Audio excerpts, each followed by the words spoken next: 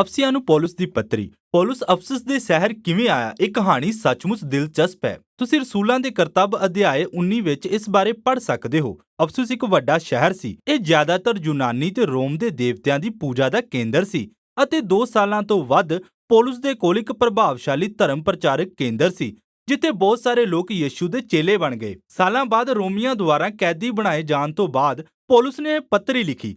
ਪੱਤਰੀ ਵਿੱਚ ਵਿਚਾਰ ਦੀ ਲਹਿਰ ਸਪਸ਼ਟ ਰੂਪ ਨਾਲ 2 ਭਾਗਾਂ ਵਿੱਚ ਦਿਖਾਈ ਦਿੰਦੀ ਹੈ। ਪਹਿਲੇ ਭਾਗ ਵਿੱਚ ਪੌਲੁਸ ਖੁਸ਼ਖਬਰੀ ਦੇ ਬਾਰੇ ਗੱਲ ਕਰਦਾ ਹੈ ਕਿ ਕਿਵੇਂ ਪੂਰਾ ਇਤਿਹਾਸ ਆਪਣੇ ਸਿਖਰ ਤੱਕ ਪਹੁੰਚਿਆ ਅਤੇ ਕਿਵੇਂ ਯਿਸੂ ਅਤੇ ਉਸ ਦੇ ਚੇਲਿਆਂ ਦੇ ਇਸ ਬਹੁਜਾਤੀ ਵਰਗ ਦਾ ਨਿਰਮਾਣ ਹੋਇਆ। ਪੱਤਰੀ ਦਾ ਦੂਸਰਾ ਭਾਗ ਪਹਿਲੇ ਭਾਗ ਨਾਲ ਇਸ ਲਈ ਸ਼ਬਦ ਨਾਲ ਜੁੜਿਆ ਹੋਇਆ ਹੈ। ਇੱਥੇ ਪੌਲੁਸ ਦੱਸਦਾ ਹੈ ਕਿ ਖੁਸ਼ਖਬਰੀ ਦੀ ਕਹਾਣੀ ਕਿਵੇਂ ਸਾਡੇ ਜੀਵਨ ਦੀ ਕਹਾਣੀ ਦੇ ਹਰ ਭਾਗ ਨੂੰ ਪ੍ਰਭਾਵਿਤ ਕਰਦੀ ਹੈ, ਵਿਅਕਤੀਗਤ ਰੂਪ ਨਾਲ ਸਾਡੇ ਆਲੇ-ਦੁਆਲੇ, ਸਮਾਜ ਅਤੇ ਸਾਡੇ ਪਰਿਵਾਰਾਂ ਵਿੱਚ। ਆਓ ਅਸੀਂ ਡੂੰਘਾਈ ਵਿੱਚ ਜਾ ਕੇ ਵੇਖੀਏ ਕਿ ਪੌਲੁਸ ਕਿਵੇਂ ਇਸ ਸਭ ਦਾ ਵਿਕਾਸ ਕਰਦਾ ਹੈ। ਅਧਿਆਇ 1 ਦੀ ਸ਼ੁਰੂਆਤ ਇੱਕ ਖੂਬਸੂਰਤ ਯਹੂਦੀ ਸ਼ੈਲੀ ਦੀ ਕਵਿਤਾ ਨਾਲ ਹੁੰਦੀ ਹੈ ਜਿੱਥੇ ਪੌਲੁਸ ਯਿਸੂ ਮਸੀਹ ਦੁਆਰਾ ਕੀਤੇ ਗਏ ਅਦਭੁਤ ਕੰਮਾਂ ਲਈ ਪਰਮੇਸ਼ਵਰ ਦੀ ਪ੍ਰਸ਼ੰਸਾ ਕਰਦਾ ਹੈ। ਅਨਾਦਿ ਕਾਲ ਤੋਂ ਪਿਤਾ ਦਾ ਉਦੇਸ਼ ਨੇਮ ਦੇ ਲੋਕਾਂ ਨੂੰ ਚੁਣਨ ਅਤੇ ਉਹਨਾਂ ਨੂੰ ਅਸ਼ੀਸ਼ ਦੇਣ ਦਾ ਹੈ। ਅਤੇ ਇੱਥੇ ਉਤਪਤ ਅਧਿਆਇ 12 1-3 ਆਇਤ ਵਿੱਚ ਅਬਰਾਹਮ ਦੇ ਪਰਿਵਾਰ ਬਾਰੇ ਵਿਚਾਰ ਕਰੋ ਅਤੇ ਹੁਣ ਯਿਸੂ ਮਸੀਹ ਦੇ ਰਾਹੀਂ ਕਿਸੇ ਨੂੰ ਵੀ ਇਸ ਪਰਿਵਾਰ ਵਿੱਚ ਅਪਣਾਇਆ ਜਾ ਸਕਦਾ ਹੈ। ਯਿਸੂ ਦੀ ਮੌਤ ਸਾਡੇ ਸਭ ਤੋਂ ਬੁਰੇ ਪਾਪਾਂ ਅਤੇ ਸਭ ਤੋਂ ਬੁਰੀਆਂ ਅਸਫਲਤਾਵਾਂ ਨੂੰ ਢੱਕਦੀ ਹੈ ਅਤੇ ਯਿਸੂ ਵਿੱਚ ਅਸੀਂ ਪਰਮੇਸ਼ਵਰ ਦੀ ਕਿਰਪਾ ਪ੍ਰਾਪਤ ਕਰਦੇ ਹਾਂ।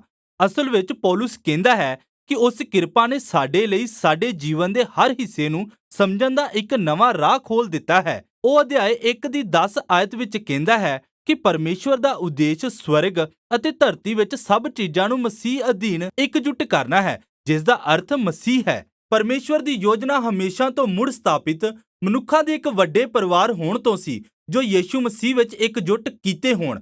ਪੌਲੁਸ ਕਹਿੰਦਾ ਹੈ, ਈਸ਼ਵਰੀ ਉਦੇਸ਼ ਉਦੋਂ ਸਪਸ਼ਟ ਹੋ ਗਿਆ ਜਦੋਂ ਅਸੀਂ ਪਹਿਲਾਂ ਇਸ ਪਰਿਵਾਰ ਦਾ ਹਿੱਸਾ ਬਣੇ ਸੀ। ਅਤੇ ਉਹ ਇੱਥੇ ਯਹੂਦੀ ਜਾਤੀ ਅਤੇ ਅਬਰਾਹਮ ਦੇ ਪਰਿਵਾਰ ਬਾਰੇ ਜ਼ਿਕਰ ਕਰ ਰਿਹਾ ਹੈ। ਪਰ ਫਿਰ ਪੌਲੁਸ ਦੱਸਦਾ ਹੈ ਕਿ ਕਿਵੇਂ ਤੁਸੀਂ ਅਤੇ ਇੱਥੇ ਉਸ ਦਾ ਅਰਥ ਗੈਰ ਯਹੂਦੀਆਂ ਤੋਂ ਹੈ। ਜਦੋਂ ਤੁਸੀਂ ਯਿਸੂ ਦੇ ਰਾਹੀਂ ਮੁਕਤੀ ਦੇ ਬਾਰੇ ਸੁਣਿਆ ਤਾਂ ਤੁਹਾਨੂੰ ਵੀ ਪਵਿੱਤਰ ਆਤਮਾ ਦੇ ਕੰਮਾਂ ਦੁਆਰਾ ਇਸ ਪਰਿਵਾਰ ਵਿੱਚ ਲਿਆਂਦਾ ਗਿਆ ਅਤੇ ਇਸ ਲਈ ਉਹ ਇੱਥੇ ਰਸੂਲਾਂ ਦੇ ਕਰਤੱਵ ਦੀ ਕਹਾਣੀਆਂ ਵਿੱਚ ਹੋਈਆਂ ਘਟਨਾਵਾਂ ਦਾ ਹਵਾਲਾ ਦਿੰਦਾ ਹੈ ਕਿ ਕਿਵੇਂ ਪਰਮੇਸ਼ਵਰ ਦੀ ਆਤਮਾ ਦੁਆਰਾ ਯਹੂਦੀ ਅਤੇ ਗੈਰ ਯਹੂਦੀ ਦੋਵਾਂ ਨੂੰ ਯਿਸੂ ਦੇ ਇੱਕ ਪਰਿਵਾਰ ਵਿੱਚ ਲਿਆਂਦਾ ਗਿਆ।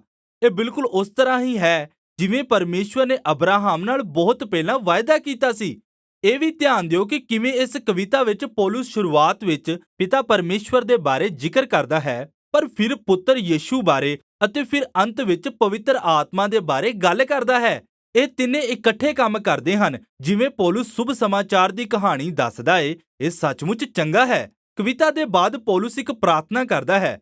ਉਹ ਪ੍ਰਾਰਥਨਾ ਕਰਦਾ ਹੈ ਕਿ ਯਿਸੂ ਦੇ ਚੇਲੇ ਖੁਸ਼ਖਬਰੀ ਦੇ ਬਾਰੇ ਨਾ ਸਿਰਫ ਜਾਣਨ, ਸਗੋਂ ਖੁਸ਼ਖਬਰੀ ਦੀ ਸਮਰੱਥਾ ਦਾ ਵਿਅਕਤੀਗਤ ਰੂਪ ਨਾਲ ਅਨੁਭਵ ਵੀ ਕਰਨ, ਤਾਂ ਕਿ ਉਹ ਵੀ ਉਸੇ ਸਮਰੱਥਾ ਨਾਲ ਬਲ ਪ੍ਰਾਪਤ ਕਰਨ ਜਿਸ ਨੇ ਯਿਸੂ ਨੂੰ ਮੁਰਦਿਆਂ ਵਿੱਚੋਂ ਜਿੰਦਾ ਕੀਤਾ ਅਤੇ ਸਾਰੇ ਸੰਸਾਰ ਦੇ ਪ੍ਰਮੁੱਖ ਦੇ ਰੂਪ ਵਿੱਚ ਉੱਚੇ ਤੇ ਬਿਠਾਇਆ। ਹੁਣ ਅਧਿਆਇ 2 ਵਿੱਚ ਪੌਲੁਸ ਪਿਛਲੇ ਅਧਿਆਇ ਦੀ ਕਵਿਤਾ ਦੇ ਕੁਝ ਮਹੱਤਵਪੂਰਨ ਵਿਚਾਰਾਂ ਨੂੰ ਵਿਸ਼ੇਸ਼ ਰੂਪ ਨਾਲ ਪਰਮੇਸ਼ਵਰ ਦੀ ਕਿਰਪਾ ਅਤੇ ਯਿਸੂ ਦੇ ਇਸ ਨਵੇਂ ਬਹੁਜਾਤੀ ਪਰਿਵਾਰ ਦੇ ਬਾਰੇ ਵਿਸਤਾਰ ਨਾਲ ਦੱਸਦਾ ਹੈ। ਉਹ ਸ਼ੁਰੂਆਤ ਕਹਾਣੀ ਨੂੰ ਦੁਹਰਾ ਕੇ ਕਰਦਾ ਹੈ ਕਿ ਕਿਵੇਂ ਗੈਰ ਯਹੂਦੀ ਮਸੀਹਾਂ ਨੇ ਯਿਸੂ ਦੇ ਬਾਰੇ ਜਾਣਿਆ। ਯਿਸੂ ਦੇ ਬਾਰੇ ਸੁਣਨ ਤੋਂ ਪਹਿਲਾਂ ਉਹ ਸਰੀਰਕ ਤੌਰ ਤੇ ਤਾਂ ਜਿੰਦੇ ਸਨ, ਪਰ ਆਤਮਿਕ ਤੌਰ ਤੇ ਮੁਰਦਾ ਸਨ। ਉਹ ਸਵਾਰਥ ਅਤੇ ਪਾਪ ਦੇ ਵਿਅਰਥ ਜੀਵਨ ਵਿੱਚ ਫਸੇ ਸਨ ਅਤੇ ਬੁਰੀ ਸ਼ਕਤੀਆਂ ਦੁਆਰਾ ਪ੍ਰਭਾਵਿਤ ਕੀਤੇ ਜਾ ਰਹੇ ਸਨ। ਪਰ ਹੈਰਾਨੀ ਦੀ ਗੱਲ ਹੈ ਕਿ ਪਰਮੇਸ਼ਵਰ ਨੇ ਆਪਣੇ ਮਹਾਨ ਪਿਆਰ ਅਤੇ ਦਇਆ ਦੇ ਕਾਰਨ ਉਹਨਾਂ ਨੂੰ ਬਚਾ ਲਿਆ। ਉਸ ਨੇ ਉਹਨਾਂ ਦੇ ਸਾਰੇ ਪਾਪਾਂ ਨੂੰ ਮਾਫ ਕਰ ਦਿੱਤਾ ਅਤੇ ਉਸ ਨੇ ਉਹਨਾਂ ਦੇ ਜੀਵਨਾਂ ਨੂੰ ਜੀ ਉੱਠੇ ਜੀਵਨ ਵਿੱਚ ਸ਼ਾਮਿਲ ਕੀਤਾ ਅਤੇ ਉਹਨਾਂ ਨੂੰ ਮੁੜ ਜੀਵਨ ਵਿੱਚ ਲਿਆਂਦਾ।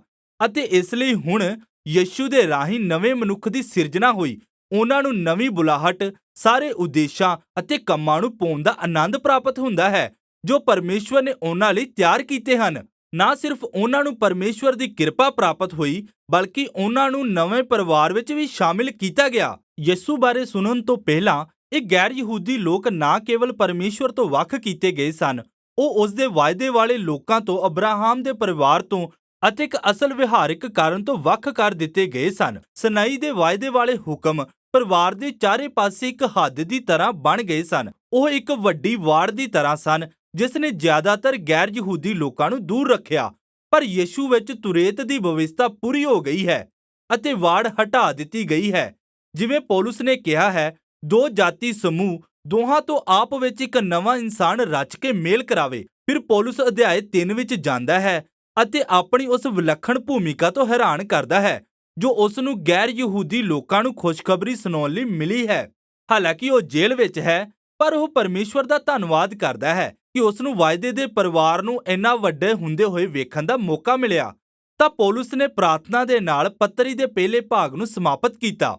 ਇਸ ਵਾਰ ਉਹ ਪ੍ਰਾਰਥਨਾ ਕਰਦਾ ਹੈ ਕਿ ਯਿਸੂ ਦੇ ਚੇਲੇ ਪਰਮੇਸ਼ਵਰ ਦੀ ਆਤਮਾ ਦੁਆਰਾ ਦ੍ਰਿੜ ਹੋਣ, ਜਿਸ ਨਾਲ ਉਹ ਮਸੀਹ ਦੇ ਉਸ ਪ੍ਰੇਮ ਨੂੰ ਸਮਝ ਸਕਣ ਜੋ ਉਸ ਦਾ ਆਪਣੇ ਲੋਕਾਂ ਦੇ ਲਈ ਹੈ। ਪੱਤਰੀ ਦੇ ਦੂਜੇ ਭਾਗ ਦੀ ਸ਼ੁਰੂਆਤ ਪੌਲੁਸ ਆਪਣੇ ਵਿਸ਼ੇ ਦਾ ਰੁਖ ਬਦਲ ਕੇ ਕਰਦਾ ਹੈ। ਉਹ ਪਾਠਕਾਂ ਨੂੰ ਚੁਣੌਤੀ ਦੇਣਾ ਸ਼ੁਰੂ ਕਰਦਾ ਹੈ ਕਿ ਉਹ ਜਿਸ ਤਰ੍ਹਾਂ ਆਪਣਾ ਜੀਵਨ ਬਤੀਤ ਕਰਦੇ ਹਨ, ਉਸੇ ਦੇ ਰਾਹੀਂ ਖੁਸ਼ਖਬਰੀ ਨੂੰ ਪ੍ਰਗਟ ਕਰਨ। ਤਾਂ ਉਹ ਅਧਿਆਇ 4 ਦੀ ਸ਼ੁਰੂਆਤ ਕਲੀਸਿਆ ਦੇ ਹਰ ਰੋਜ਼ ਦੇ ਜੀਵਨ ਨਾਲ ਕਰਦਾ ਹੈ। ਕਲੀਸਿਆ ਭਾਂਤ-ਭਾਂਤ ਦੇ ਲੋਕਾਂ ਦਾ ਇੱਕ ਵੱਡਾ ਪਰਿਵਾਰ ਹੈ, ਪਰ ਉਸ ਨੇ ਏਕਤਾ ਤੇ ਜ਼ੋਰ ਦਿੱਤਾ ਅਤੇ ਇੱਕ ਇਸ ਅਧਿਆਇ ਦਾ ਪ੍ਰਮੁੱਖ ਸ਼ਬਦ ਹੈ। ਉਹ ਇੱਕ ਦੇਹ ਹਨ ਜੋ ਕਿ ਇੱਕ ਆਤਮਾ ਦੇ ਰਾਹੀਂ ਇੱਕ ਕੀਤੇ ਗਏ ਹਨ।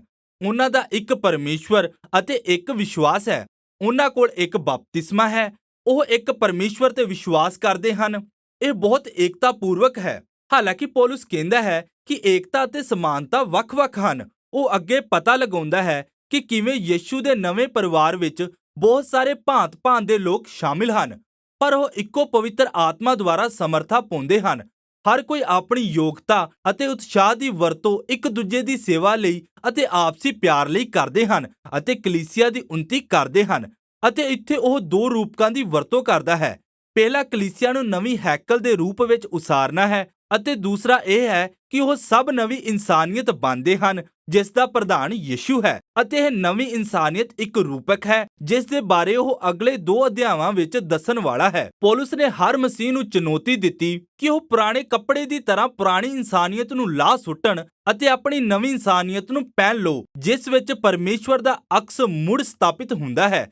ਅਤੇ ਫਿਰ ਉਹ ਇਸ ਲੰਮੇ ਭਾਗ ਵਿੱਚ ਨਵੀਂ ਅਤੇ ਪੁਰਾਣੀ ਇਨਸਾਨੀਅਤ ਦੀ ਤੁਲਨਾ ਕਰਦਾ ਹੈ। ਝੂਠ ਬੋਲਣ ਦੀ ਬਜਾਏ ਨਵੇਂ ਮਨੁੱਖ ਸੱਚ ਬੋਲਦੇ ਹਨ। ਕ੍ਰੋਧ ਕਰਨ ਦੀ ਬਜਾਏ ਉਹ ਸ਼ਾਂਤੀ ਨਾਲ ਆਪਣੇ ਝਗੜਿਆਂ ਨੂੰ ਸੁਲਝਾਉਂਦੇ ਹਨ। ਚੋਰੀ ਕਰਨ ਦੀ ਬਜਾਏ ਨਵੇਂ ਮਨੁੱਖ ਖੁੱਲ੍ਹਦਿਲੀ ਨਾਲ ਦੇਣ ਵਾਲੇ ਹੁੰਦੇ ਹਨ। ਗੱਪਾਂ ਮਾਰਨ ਦੀ ਬਜਾਏ ਉਹ ਲੋਕਾਂ ਨੂੰ ਆਪਣੇ ਸ਼ਬਦਾਂ ਨਾਲ ਉਤਸ਼ਾਹਿਤ ਕਰਦੇ ਹਨ। ਬਦਲਾ ਲੈਣ ਦੀ ਬਜਾਏ ਨਵੇਂ ਮਨੁੱਖ ਮਾਫ ਕਰਦੇ ਹਨ। ਭੋਗ ਬਿਲਾਸ ਕਰਨ ਦੀ ਬਜਾਏ ਨਵੇਂ ਮਨੁੱਖ ਆਪਣੀਆਂ ਸਰੀਰਕ ਇੱਛਾਵਾਂ ਤੇ ਸੰਜਮ ਪੈਦਾ ਕਰਦੇ ਹਨ। ਸ਼ਰਾਬੀ ਹੋਣ ਦੀ ਬਜਾਏ ਨਵੇਂ ਮਨੁੱਖ ਪਰਮੇਸ਼ਵਰ ਦੀ ਆਤਮਾ ਤੋਂ ਪ੍ਰਭਾਵਿਤ ਹੁੰਦੇ ਹਨ। ਉਹ ਦੱਸਦਾ ਹੈ ਕਿ ਇਹ ਪ੍ਰਭਾਵ 4 ਵੱਖ-ਵੱਖ ਤਰੀਕਿਆਂ ਨਾਲ ਕਿਵੇਂ ਦਿਖਦਾ ਹੈ। ਪਹਿਲਾ 2 ਗੀਤ ਗਾਉਣ ਬਾਰੇ ਹਨ, ਮਿਲ ਕੇ ਭਜਨ ਗਾਉਣਾ ਅਤੇ ਇਕੱਲੇ ਗਾਉਣਾ। ਅਤੇ ਇਹ ਅਸਲ ਦਿਲਚਸਪ ਹੈ ਕਿ ਪਹਿਲੀ ਗੱਲ ਜੋ ਪੌਲੁਸ ਸੋਚਦਾ ਹੈ ਕਿ ਯਿਸੂ ਦੇ ਲੋਕਾਂ ਦੇ ਜੀਵਨ ਵਿੱਚ ਆਤਮਾ ਕਿਵੇਂ ਕੰਮ ਕਰਦਾ ਹੈ, ਉਹ ਹੈ ਗਾਉਣਾ ਤੇ ਸੰਗੀਤ।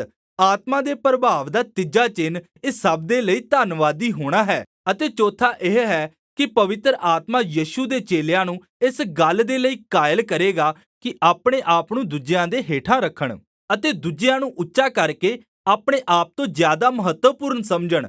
ਅਤੇ ਪੌਲੁਸ ਅਸਲ ਵਿੱਚ ਇਸ ਚੌਥੇ ਬਿੰਦੂ ਤੇ ਦੱਸਦਾ ਹੈ ਕਿ ਇਹ ਮਸੀਹੀ ਵਿਆਹ ਵਿੱਚ ਕਿਵੇਂ ਕੰਮ ਕਰੇਗਾ। ਇੱਕ ਪਤਨੀ ਹੈ ਜੋ ਯਿਸੂ ਦੇ ਪਿੱਛੇ ਚੱਲਦੀ ਹੈ। ਉਸ ਨੂੰ ਆਪਣੇ ਪਤੀ ਦਾ ਆਦਰ ਕਰਨ ਅਤੇ ਆਪਣੀ ਜ਼ਿੰਮੇਵਾਰੀ ਦੀ ਪ੍ਰਵਾਨਗੀ ਆਪਣੇ ਪਤੀ ਨੂੰ ਦੇਣ ਦੀ ਬੁਲਾਹਟ ਹੈ। ਅਤੇ ਪਤੀ ਨੂੰ ਆਪਣੀ ਪਤਨੀ ਨਾਲ ਪ੍ਰੇਮ ਕਰਨ ਅਤੇ ਆਪਣੀ ਸਵਾਰਥ ਦਾ ਤਿਆਗ ਕਰਕੇ ਜ਼ਿੰਮੇਵਾਰੀ ਦਾ ਇਸਤੇਮਾਲ ਆਪਣੀ ਪਤਨੀ ਦੀ ਭਲਾਈ ਦੇ ਲਈ ਕਰਨ ਦੀ ਬੁਲਾਹਟ ਹੈ। ਅਤੇ ਪੌਲੁਸ ਦੱਸਦਾ ਹੈ ਕਿ ਇਸ ਤਰ੍ਹਾਂ ਦਾ ਵਿਆਹ ਅਸਲ ਵਿੱਚ ਖੁਸ਼ਖਬਰੀ ਦੀ ਕਹਾਣੀ ਨੂੰ ਦਰਸਾਉਂਦਾ ਹੈ। ਪਤੀ ਦੇ ਕੰਮ ਯਿਸੂ ਅਤੇ ਉਸ ਦੇ ਪ੍ਰੇਮ ਅਤੇ ਕੁਰਬਾਨੀ ਦੇ ਸਮਾਨ ਹਨ। ਪਤਨੀ ਦੇ ਕੰਮ ਕਲੀਸਿਆ ਦੇ ਸਮਾਨ ਹਨ ਜੋ ਯਿਸੂ ਨੂੰ ਉਸ ਨਾਲ ਪ੍ਰੇਮ ਕਰਨ ਅਤੇ ਉਸ ਨੂੰ ਨਵਾਂ ਬਣਾ ਦਿੰਦੇ ਹਨ। ਪੌਲੁਸ ਫਿਰ ਇਹੀ ਵਿਚਾਰ ਮਾਤਾ-ਪਿਤਾ ਅਤੇ ਬੱਚਿਆਂ ਦੇ ਨਾਲ-ਨਾਲ ਦਾਸਾਂ ਅਤੇ ਸਵਾਮੀਆਂ ਤੇ ਵੀ ਲਾਗੂ ਕਰਦਾ ਹੈ। ਪੌਲੁਸ ਇਸ ਪੱਤਰੀ ਦੀ ਸਮਾਪਤੀ ਮਸੀਹਾਂ ਨੂੰ ਆਤਮਿਕ ਦੁਸ਼ਟਤਾ ਦੀ ਸੱਚਾਈ ਨੂੰ ਯਾਦ ਕਰਾ ਕੇ ਕਰਦਾ ਹੈ। ਇਹ ਜੀਵ ਅਤੇ ਤਾਕਤਾਂ ਹਨ ਜੋ ਯਿਸੂ ਦੇ ਚੇਲਿਆਂ ਦੀ ਏਕਤਾ ਨੂੰ ਕਮਜ਼ੋਰ ਕਰਨ ਅਤੇ ਉਹਨਾਂ ਦੀ ਨਵੀਂ ਇਨਸਾਨੀਅਤ ਨਾਲ ਸਮਝੌਤਾ ਕਰਨ ਲਈ ਕੋਸ਼ਿਸ਼ ਕਰਨਗੀਆਂ। ਇਸ ਲਈ ਪੌਲੁਸ ਉਹਨਾਂ ਨੂੰ ਦ੍ਰਿੜ ਰਹਿਣ